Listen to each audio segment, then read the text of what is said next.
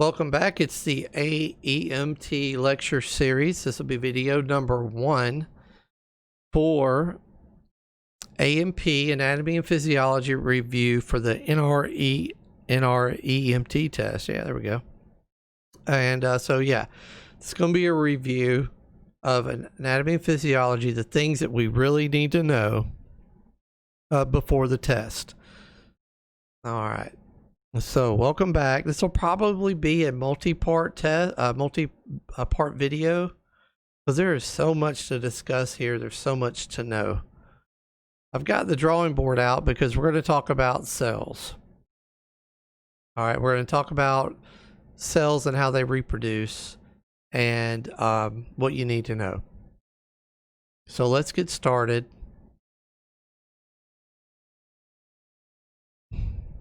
If the pen will cooperate. It's all up to the pen, really.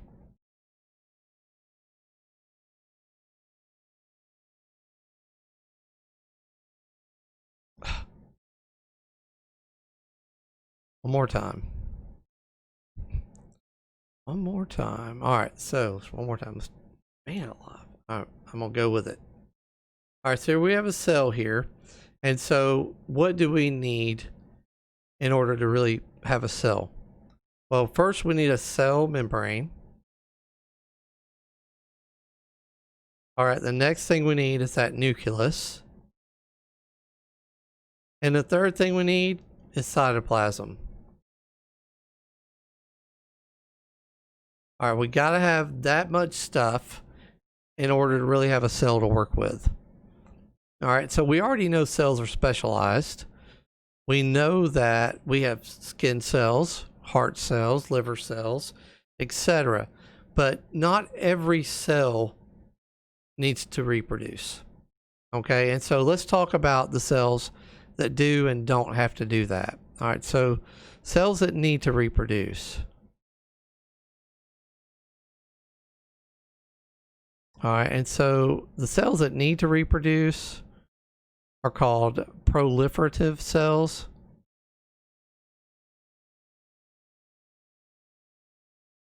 Let's do some examples of these kind of cells. What cells do you think of when you think of cells that you know would just have to reproduce? Well, your GI cells, like your stomach, intestines, those cells need to, because well, your stomach's very acidic. And think about all the movement that your intestines do, moving things back and forth. So they're going to be going through a lot. And so those cells are going to have to reproduce. Urinary, you know, being around urine, man, you know, it's very caustic. So those cells are going to have to reproduce. How about skin cells? Think about last time you got sunburned. Okay, sunburn causes, you know, cells to die, and so your skin's very important. So those cells have to reproduce. What about red blood cells, white blood cells, and platelets? Absolutely, because think about this. What's one of the functions of bone? Besides protection and besides providing a skeleton? Well, one of those is the production of red blood cells. And that happens here in your red bone marrow. That is where the stem cell for red blood cells live. And so that's where red blood cells can reproduce. That's quite interesting. Let's look at some, though, that don't have to, or the next kind. Let's look at those. Those are called stable cells.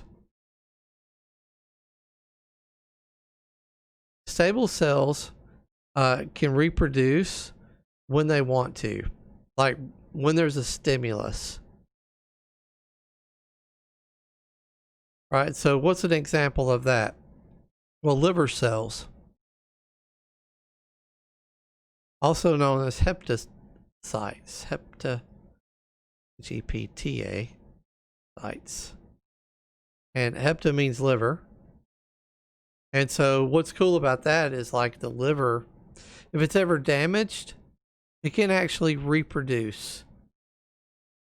So that's pretty neat. Not everybody's that lucky.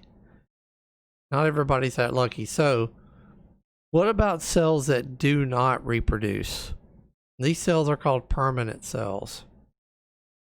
So permanent cells, think about that. Well,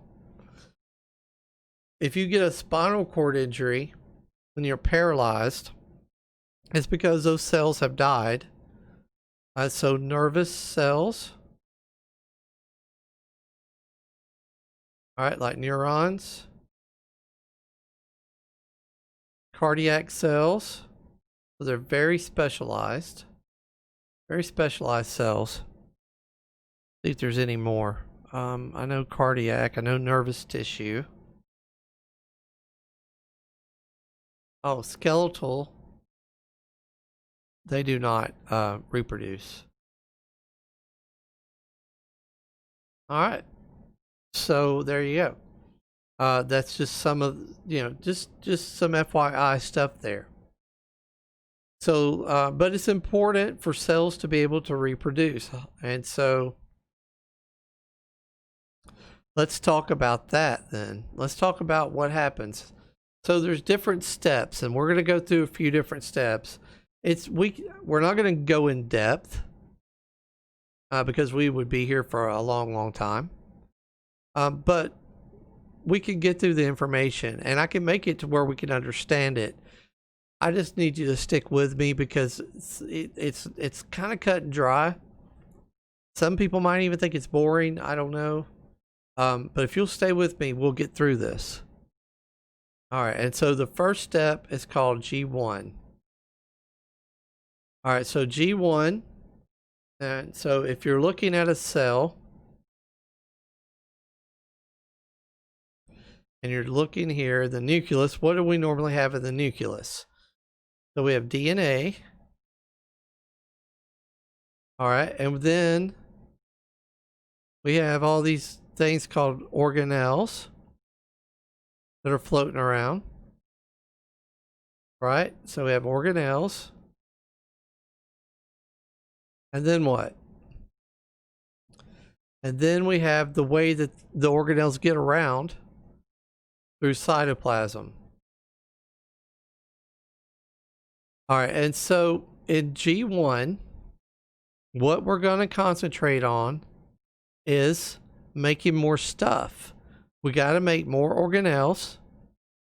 All right, and we have to anytime you're doing something with the cells like this, you got to have proteins and you got to have enzymes. So that's the stuff that we're going to be working on right there. And let me move myself out of the way here so you guys can see that so I don't block it. All right. So that's what's going on there. All right, so next stop is going to be the S phase.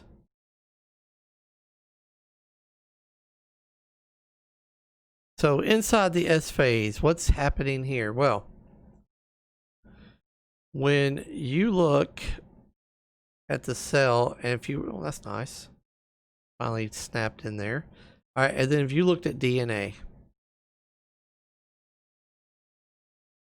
you would see that it's tightly wound inside there. Well, in order for us to, because what we have to do is make a copy of this DNA. It has to be a true copy. So what we have to do is we have to open this DNA up and we have to like stretch it out to make a copy, right? And so what we're going to do here is we're going to open the DNA, and then the DNA is going to replicate.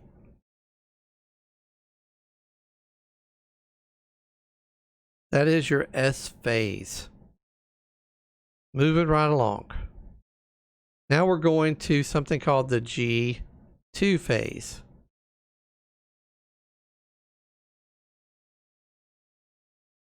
All right, and so what happens in the G2 phase? Well, let me draw this up here so that everybody understands it.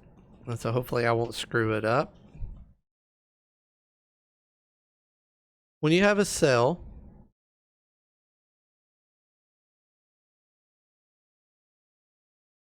remember that DNA we talked about? All right, so what makes up DNA? Well, something called, chromosomes make up DNA.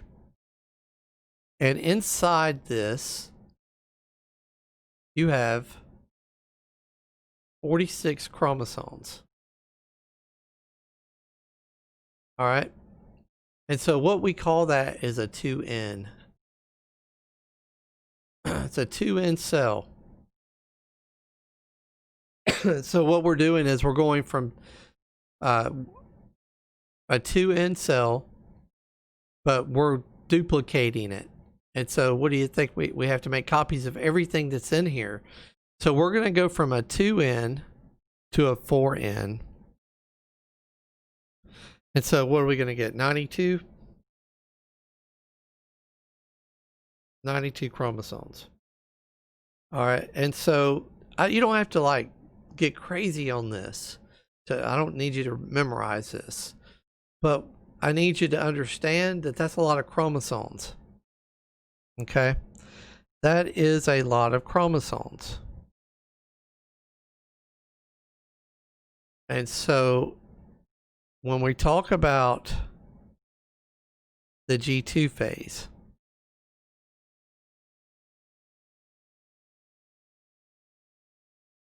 we are concerned mostly with the growth of the cell.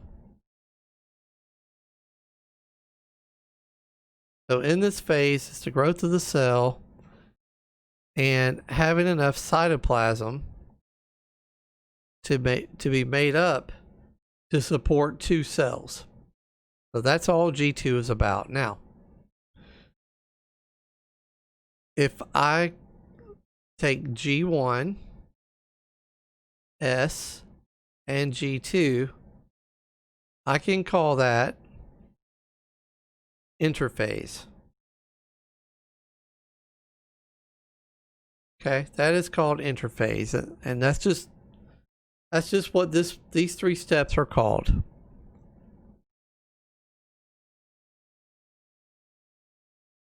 All right, so the next stop on this trip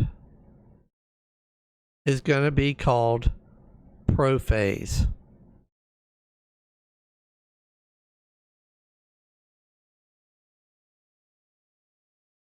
So what happens in prophase? Well, remember I said that we had to open up this DNA to be able to replicate it, right?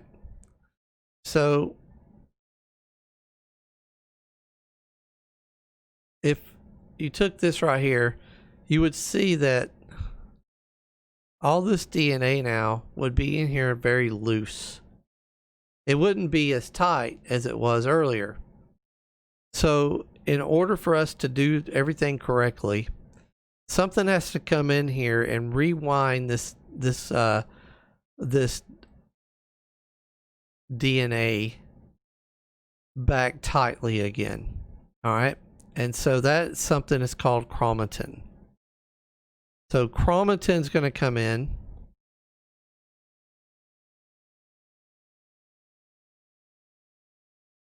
Right. And it's going to take that DNA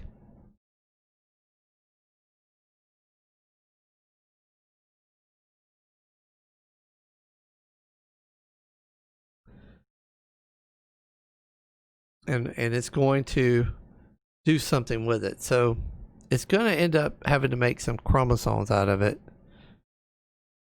in order for it to come to be wrapped back up again later. And this is my futile attempt here to do this. But anyway, then what's going to happen? Well, something called microtubulars, they're going to come into the game. And what their goal is to do, their goal is to eventually attach to these chromosomes and start separating them. That is the goal there. And that's it for that one. Next up is something called metaphase.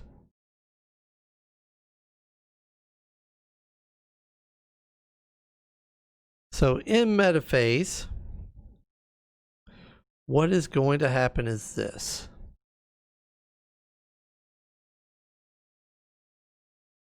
Oh, hang on one sec.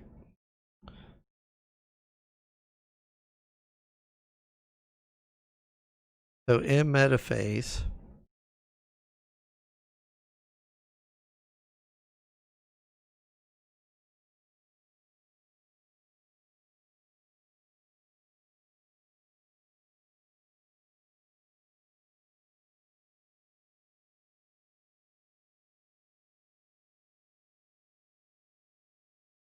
the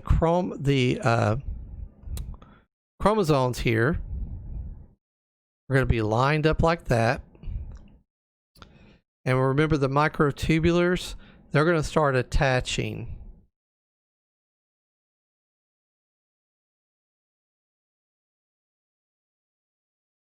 And they just kind of have arms that kind of go out like that.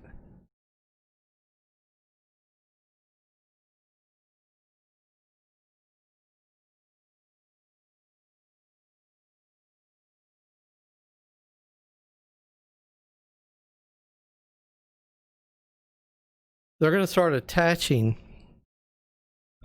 These are called polar microtubules because they're on polar ends, right? And they're going to really start to pull these guys into position because, let me see, I'm going to make sure I'm not missing anything. All right, and so that's their job there. Next step is something called anaphase.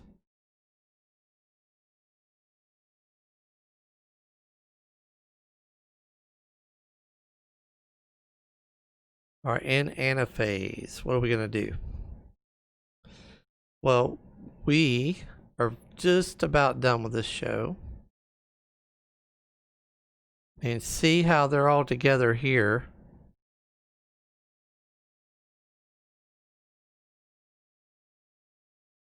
You can kind of tell what's happening.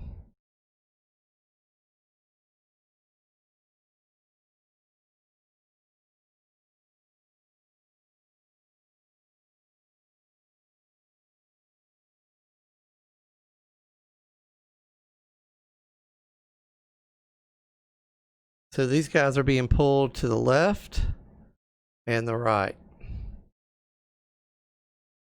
All right.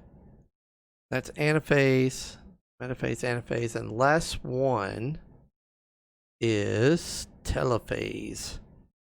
And in telophase, it looks, you'll see it look like this. Let me draw out.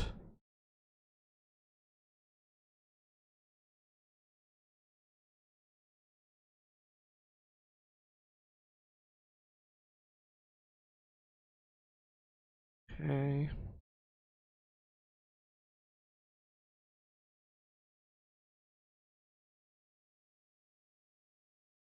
And you can kind of see what's happening here, maybe.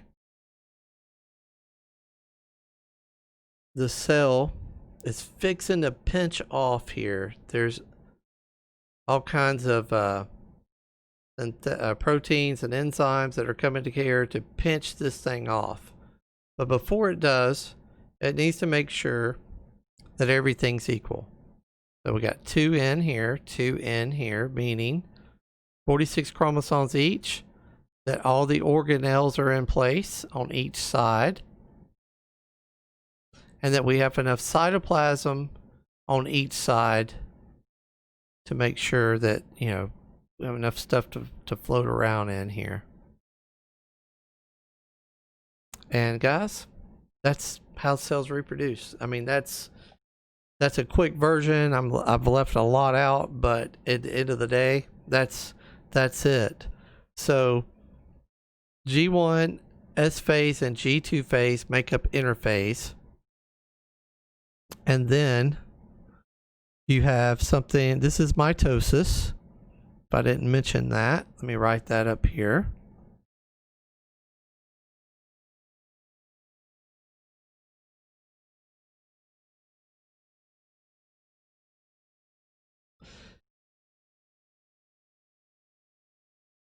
And when you think about mitosis, it's called a PMAT. And P is for prophase, M for metaphase, A for anaphase, and T for telophase. So I think that's what your book talks about. It kind of leaves some of this stuff out, which is fine, but it's hard to understand just from reading the book exactly what is happening during this. And so now I think you can at least kind of put it together a little better. So we talked about that. So we talked about interphase. We talked about cell division being mitosis. We talked about how cells differentiate and to become specialized. So that's it for this video. Stand by for the next one for the next part of our anatomy and physiology review.